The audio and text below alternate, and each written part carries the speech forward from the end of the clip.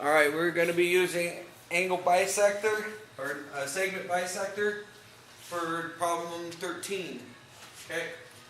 What we're given is that this line T that goes through the points G and H, okay, is a perpendicular bisector of JK. Okay?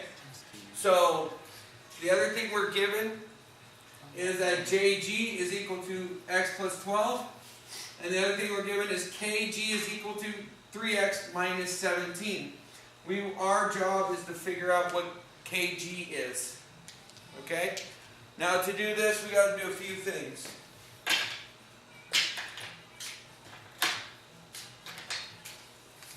One, we need to first establish the things that we know. Okay? What does it mean to be a perpendicular bisector? Right? It means that I have two things. One, I know that this is a perpendicular. Okay? So we need to write that. We know that angle G, H, K, and angle G, H, J are right. Okay? And that's the definition of a perpendicular bisector. Okay? The other thing I know is that JH is congruent to KH. Okay? And the reason I know that is, again, the definition of a perpendicular bisector. Right? Okay? So I know that these are congruent. I also know, because these are right, that angle GHK is congruent to angle GHJ, definition of a right angle. Okay? So I know that I have a side and an angle, right? So I have a side, I have an angle. So if I could get a side angle side, I would have a congruent triangle, correct? I'd have two congruent triangles. Can we prove that this side is congruent?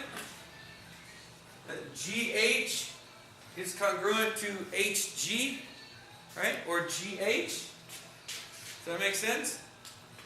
Okay, so GH is congruent to GH identity. Okay? And that means I have a side. So right here, I have SAS. So that means I've got the triangle GHK is congruent to the triangle GHJ.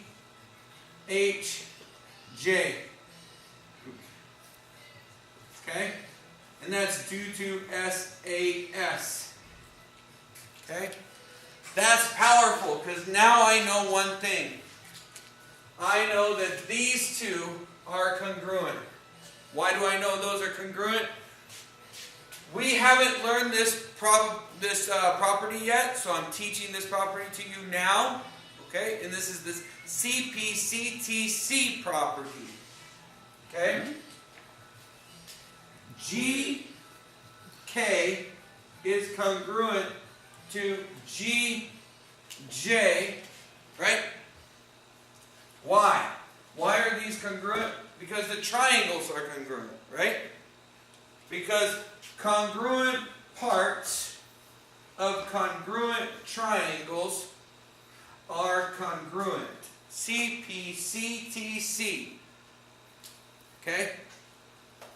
Congruent parts of congruent triangles are congruent. If I know that those are congruent, I know that 3x minus 17 is equal to x plus 12.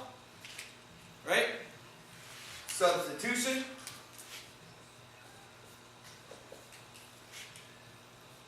Then solving it. Okay, minus x, I got 2x is equal, 2x minus 17 is equal to 12. That's subtraction property of equality. Okay, and then I add 17, I get 2x is equal to 29, 29. And that is addition property of equality.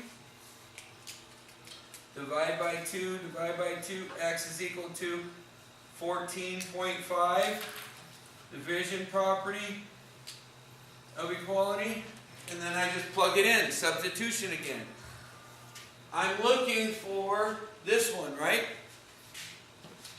3x minus 17, so that would be the 14.5, which is substitution. Okay? And then 3 times 14.5, 3 times 10 is 30, 3 times 4 is 12, 3 times 0.5 is 1.5, 30 and 12 is 42, 1.5 and 42 is 43.5. So I got 43.5 minus 17. Okay? And that's distribution. And your last step is simplification.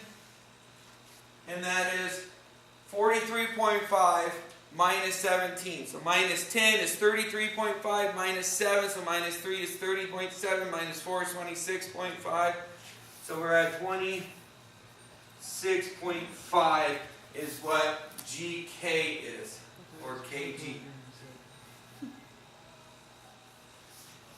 Bam. Boom. Good job, Mike.